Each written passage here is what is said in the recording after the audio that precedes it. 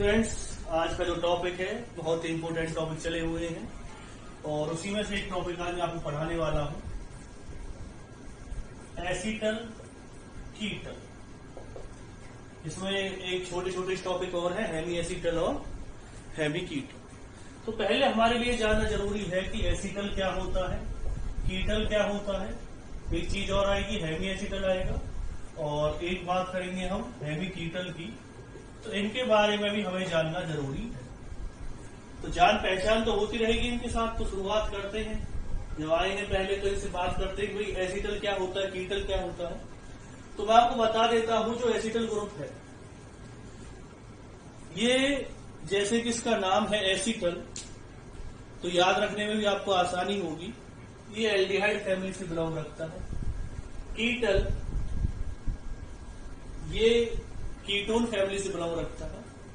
लेकिन ये होते क्या है, ये हमारे लिए सबसे पहली इंपोर्टेंस है कि भाई क्या चीजें होती है। तो मैं आपको समझाने की कोशिश करता हूं कि अगर कोई ग्रुप आपको दे रखा है जैसे R1, R2, OR, OR, यानी कि एक कार्बन के साथ अगर 2 ईथर्स ग्रुप अटैच रहे और उस कार्बन के पास कोई भी हाइड्रोजन ना हो, उस कार्बन के साथ कोई भी डायरेक्टली हाइड्रोजन अटैच ना हो, तो उस ग्रुप को हम कहते हैं कीटल। ऐसा हो कि कार्बन के पास कहीं ना कहीं 2 ईथर लिंकेज है, 2 ईथर लिंकेज, और उस कार्बन के पास कोई भी हाइड्रोजन नहीं होनी चाहिए, उसे क्या कहते हैं, कीटल। अगर मैं आपसे कहूं CH2 CH2 O O CH3 CH3, तो ये भी एक एग्जाम्पल है कीटल का, क्योंकि ये कार्बन है, इस कार्बन के पास एक CH3 ग्रुप अटैच है, दूसरा भी CH3 ग्रुप अटैच है, एक ही ऑक्सीजन के साथ अटैच है, इधर भी है ऑक्सीजन के साथ अटैच, यानी ईथर लिंकेज के साथ अटैच है। तो इसके पास 2 ईथर लिंकेज है और इसके पास कोई भी हाइड्रोजन नहीं है, तो आप इसे क्या कह सकते हैं, इसे आप कहेंगे कीटल।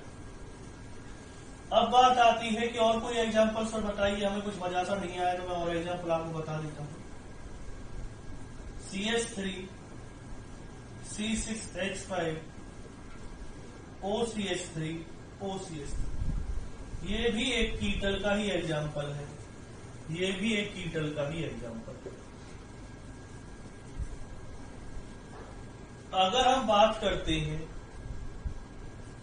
हेमी एसीटल की, तो कीटल का आपको पता चल गया होगा।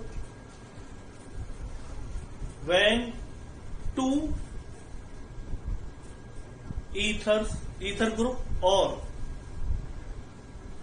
if 2 ether linkage are connected with a particular carbon which can't have any hydrogen, it is called कीटल। यानी कि अगर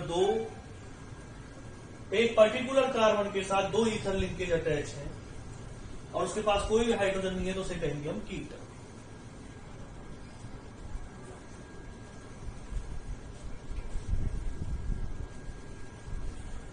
जब बात आती है एसीटल की, एसीटल और कीटल में कोई ज्यादा फर्क नहीं। ये एसीटल हो गया, और एसीटल की अगर हम बात करते हैं, एसीटल में क्या होता है कि 2 ईथर लिंकेज होंगी, लेकिन उसके पास एक हाइड्रोजन ग्रुप अटैच रहेगा कार्बन के पास। जिस कार्बन के साथ 2 ईथर लिंकेज है उसके पास अगर हाइड्रोजन अटैच है, तो उसे आप क्या कह देंगे, एसीटल। तो जहां तक मुझे लगता है, क्योंकि ये एल्डिहाइड से बना है, अभी आपको पता चल जाएगा कैसे बना है, ये कीटोन से मिला है, कीटोन से बना है, तो इसे कीटल कहते हैं। ये एल्डिहाइड से बना है, इसलिए इसे क्या कहते हैं, एसीटल। अब बात आती है हेमी एसीटल और हेमी कीटल क्या होते हैं। यहां पर भी कोई ज्यादा घबराने वाली बात नहीं है। तो इसमें क्या ऐसी कोई नई चीज है, तो नई चीज मैं आपको बताने वाला हूं। तो नई चीज पर हम आ जाते हैं एक बार। जब नई चीज पे आएंगे तो क्या है कि CH3CHOH। अब इस वाले केस में क्या होता है, अगर हम हेमी कीटल की बात कर रहे हैं, हेमी एसीटल की, सॉरी, जब हम हेमी एसीटल की बात कर रहे हैं तो हाइड्रोजन है यहाँ पर, एक तो यहाँ पे हाइड्रोजन होनी जरूरी है। तो एक पर्टिकुलर कार्बन के साथ अगर एक हाइड्रोक्सी ग्रुप यानी एल्कोहलिक ग्रुप और एक ईथर लिंकेज हो, एक ईथर लिंकेज हो और एक एल्कोहलिक ग्रुप हो, और ये जरूरी होना है कि उस कार्बन के पास एक हाइड्रोजन भी होना जरूरी है, उसे कहेंगे आप हेमी एसीटल। इसे हेमी एसीटल क्यों कहते हैं, इसके बारे में भी बड़ी चर्चाएं होंगी, अभी थोड़ी देर में मैं आपको बता दूंगा। हेमी कीटल की अगर हम बात करते हैं तो हेमी कीटल में क्या होगा, यहां से वो जो ऑक्सीजन थी वो गायब हो जाएगी, सॉरी हाइड्रोजन थी वो गायब हो जाएगी, बाकी सब कुछ सेम रहेगा, बस यहां पर हाइड्रोजन नहीं होनी चाहिए, यानी कि एब्सेंस ऑफ हाइड्रोजन। तो हेमी कीटल है, ये हेमी एसीटल मैंने आपको बता ही दिया, एब्सेंस ऑफ हाइड्रोजन होनी चाहिए, तभी आप इसे हेमी कीटल पुकार सकते हैं, नहीं तो आपकी हिम्मत नहीं हो सकती इसे हेमी कीटल कहने। तो एक चीज आपको पता चल गई कि हेमी कीटल क्या है, और ये पता चल गया होगा हेमी एसीटल क्या होता है। अब जब हम बात करते हैं आगे इस पर्टिकुलर पॉइंट पर, तो बात आती है कि प्रिपेयर कैसे होते हैं। तो प्रिपरेशन में जब हम बात करते हैं, किसी प्रिपरेशन पढ़ रहे हैं, हम प्रिपरेशन पढ़ेंगे सबसे पहले हेमी एसीटल और कीटल की, या आप कह सकते हो हम प्रिपरेशन पढ़ेंगे एसीटल और कीटल की। तो किस तरह से प्रिपरेशन होंगी, तो प्रिपरेशन की अगर हम बात करते हैं, प्रिपरेशन, तो ज्यादा टाइम आपको वेस्ट ना करते हुए डायरेक्ट क्वेश्चन पे आते हैं। जैसे आपको कंपाउंड दिया हुआ है CH3 C≡CH3। पहली बात आपको याद रखनी है कि ये एसिडिक प्रेजेंस रिएक्शन हो। अब आप कहेंगे सर एसिड की क्या जरूरत पड़ गई हमें, तो मैं आपको बता देता हूं एसिड की जरूरत पड़ने वाली इसलिए है क्योंकि जो हेमी एसीटल और कीटल होते हैं, या जो एसीटल होता है या कीटल होता है, ये प्रिपेयर होते हैं। जैसे कि कीटोन अगर रिएक्ट करता है एल्कोहल के साथ तो बनेगा कीटन, और अगर एल्डिहाइड रिएक्ट करता है किसके साथ मिलकर के, एल्कोहल के साथ, तो बनेगा एसीटल। तो जो एल्कोहल होता है, alcohol is a weak nucleophile. भाई साहब वीक न्यूक्लियोफाइल होते हैं। अब बात आती है वीक न्यूक्लियोफाइल क्यों होते हैं, क्योंकि C2H5 जैसे OH आपने ले लिया, यहां पर कुछ चार्ज तो है, तो अगर चार्ज होता तो बेटर न्यूक्लियोफाइल होता है, इतना बेटर न्यूक्लियोफाइल नहीं होगा, वीक न्यूक्लियोफाइल है। तो सीधी सी बात है, कार्बन की इलेक्ट्रॉन डेंसिटी बढ़ानी पड़ेगी, और आप इसे कह सकते हो ये कैसी रिएक्शन होती है, न्यूक्लियोफिलिक एडिशन रिएक्शन कह सकते हो आप इसे।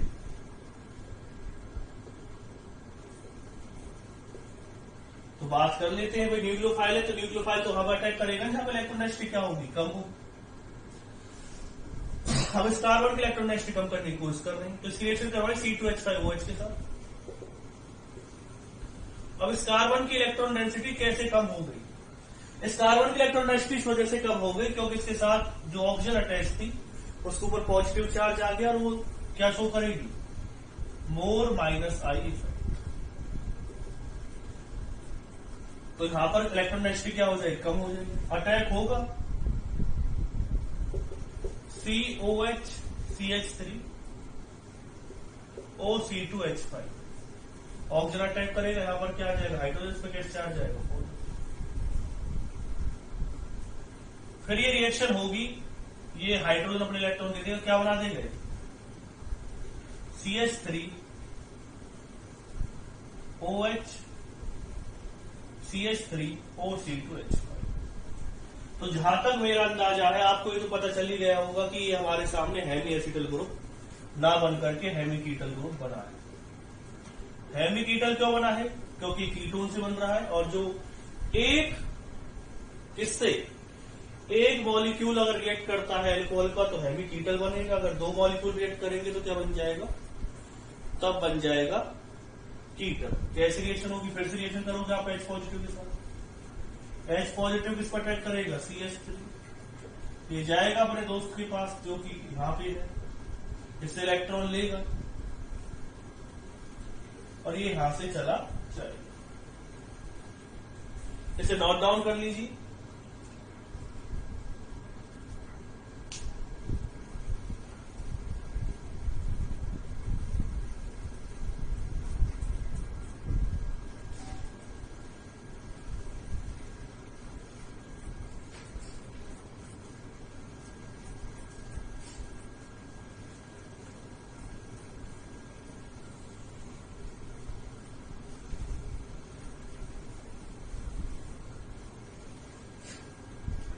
जब ये यहां से गया तो कुछ इस तरह का प्रोडक्ट हमारे सामने आया।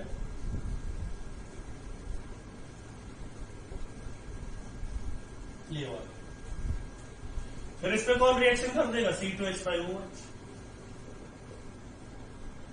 अब मैं डायरेक्ट लिख देता हूं, क्या बन जाएगा, COC2H5 OC2H5 और यहां पर क्या आ जाएगा, CS। ये क्या बन चुका है, कीटन। देखो करने को तो आप इसे ट्रिक से भी कर सकते हो, लेकिन मेरा बताना फर्स्ट था कि रिएक्शन किस तरह से हुई। अब हम आगे इस पॉइंट पर चलते हैं। इसमें कुछ पॉइंट मैं आपको बताने वाला हूं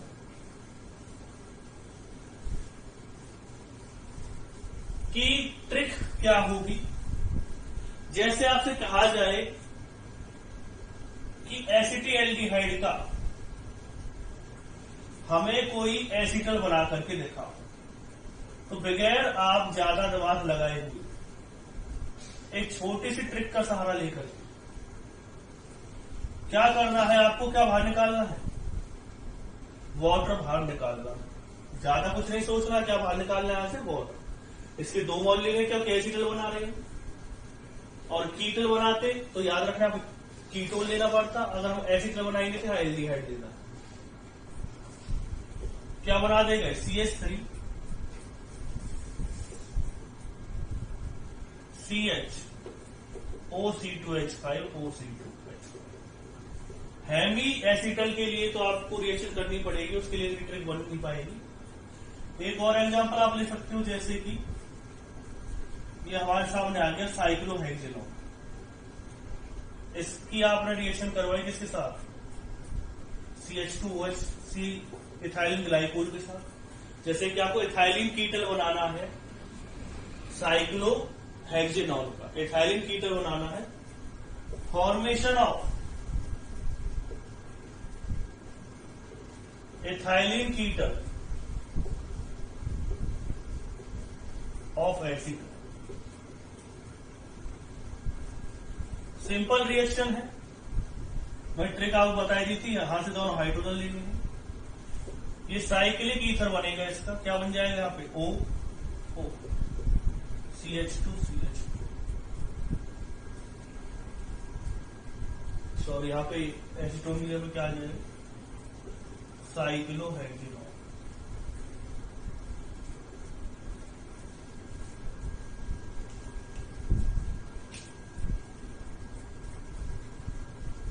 तो तरीका आपको पता चल गया होगा किस तरह से आप एसिटल और कीटल बनाएंगे। ट्रिक मैंने आपको बताई दी है। अब एक बार एक हेवी एसिटल और बना लेते हैं। जैसे आपको दिया गया फॉर्मेल्डिहाइड, इसकी रिएक्शन करवानी C2H5O के साथ, 1 मोल लिया है आपने H पॉजिटिव के साथ। तो किस तरह से रिएक्शन होगी वो समझिए। HC⋅OH किससे रिएक्शन करवाई आपने, पहले तो H पॉजिटिव के साथ रिएक्शन होगी, क्योंकि भाई हम तो कार्बन की इलेक्ट्रॉन डेंसिटी डिक्रीज करना चाहते हैं और वो तो हमें करनी पड़ेगी। फिर क्या डाल दिया आपने, C2H5OH। ये लॉन पर अटैक करेंगे यहां पे, HCOH OC2H5 ये आ जाएगा। तो ये प्रोडक्ट इसका बनेगा। ये क्या बन चुका है हमारे पास, इसका हेमी एसिटल। एसिटल क्यों कह रहे हैं हम इसे, क्योंकि वो एल्डिहाइड से बना है, इसलिए हम क्या कहते हैं, इसे एसिटल कहते हैं। और हेमी क्यों कहा है, क्योंकि एक मोल किसका रिएक्ट कर रहा है, एक मोल अल्कोहल का रिएक्ट कर रहा है, इसलिए हम क्या कहेंगे इसे हेमी। अगर 2 मोल रिएक्ट करते तो हम क्या कह देते इसे एसिटल कह देते। हाँ, अगर साइक्लिक ईथर है और उसके साथ 2 मतलब साइक्लिक क्या, अगर कोई ऐसा ईथर वो एल्कोहल ग्रुप है जिसके पास 2 OH ग्रुप है तो उसका 1 मोल ही काफी है। याद रखना मैं क्या कहना चाह रहा हूं कि मेरा कहने का मतलब ये है कि जैसे आपने C2H5OH लिया और C2H5OH लिया, इस क्रिएशन आपने एल्डिहाइड के साथ करा दी,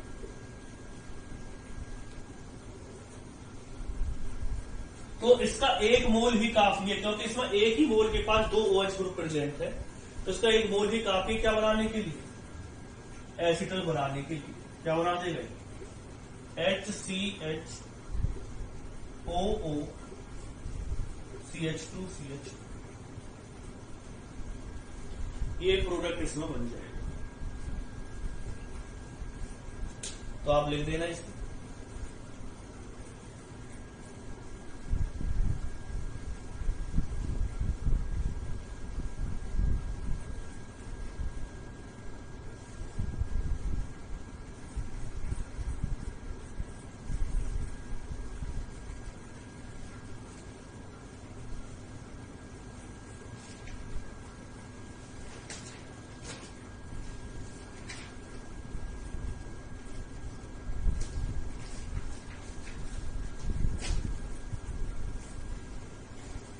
कुछ एग्जांपल्स और ले लेते हैं जिससे और पॉइंट क्लियर हो जाए।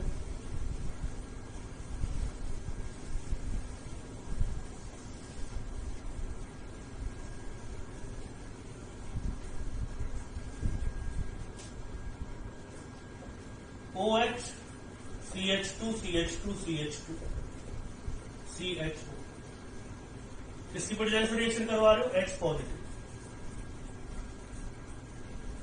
किस तरह से रिएक्शंस होंगी जरा उन्हें देख लेते हैं।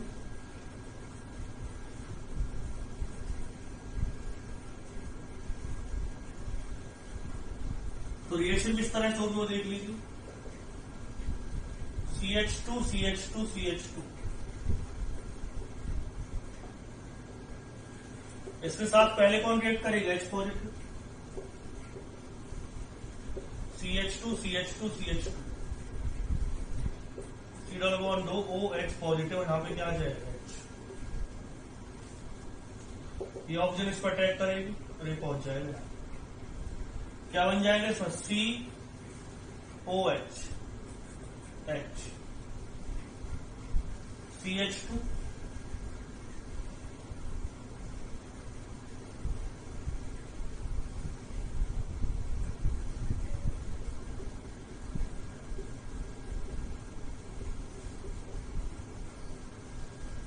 ये सब प्रोडक्ट बनेगा। तो आप इसे क्या कहेंगे, साइक्लिक बनेगा, क्योंकि यहाँ पर एल्डिहाइड ग्रुप दे रखा था, यहाँ पे एल्कोहल दे रखा था, दोनों मिलकर क्या बना देंगे, साइक्लिक ग्रुप बना देंगे। इसका नाम क्या है, इसका नाम है एसिटल। तो ये भी आपको पता चल गया होगा किस तरह से इसमें एसिटल बनेगा या कीटल बनेगा, एल्डिहाइड बनेगा, कीटोन बनेगा, ये चीज आपको पता चल गई होगी। पॉइंट्स आपके माइंड में क्लियर हो चुके होंगे किस तरह से रिएक्शंस होंगी। तो आप देख रहे हैं कि रिएक्शन किस तरह से होगी, एसिटल बनेगा, इसमें किस तरह से एसिटल बना वो आपने देख लिया। तो उससे आगे अब आपको देखना है किस तरह से रिएक्शंस इसके होंगे। मैंने आपको एग्जांपल लेकर के समझाने की कोशिश करी कैसे आप ट्रिक से कीटल या हेमी एसिटल या कुछ भी बना सकते हैं। और हेमी एसिटल क्या होता है, कीटल क्या होता है, ये भी डेफिनेशन मैंने आपको बताने की कोशिश की। एक चीज और मैं बता देता हूं कि जो एल्डिहाइड होता है वो ज्यादा रिएक्टिव होगा, एल्डिहाइड ज्यादा जल्दी क्या बनाता है, एसिटल बनाता है, कंपेयर टू कीटोन की, जो कीटल थोड़ी लेट बनाता है, क्योंकि न्यूक्लियोफिलिक एडिशन रिएक्शन है। एल्डिहाइड मोर रिएक्टिव होते हैं न्यूक्लियोफाइल के टुवर्ड्स कंपेयर टू कीटोन।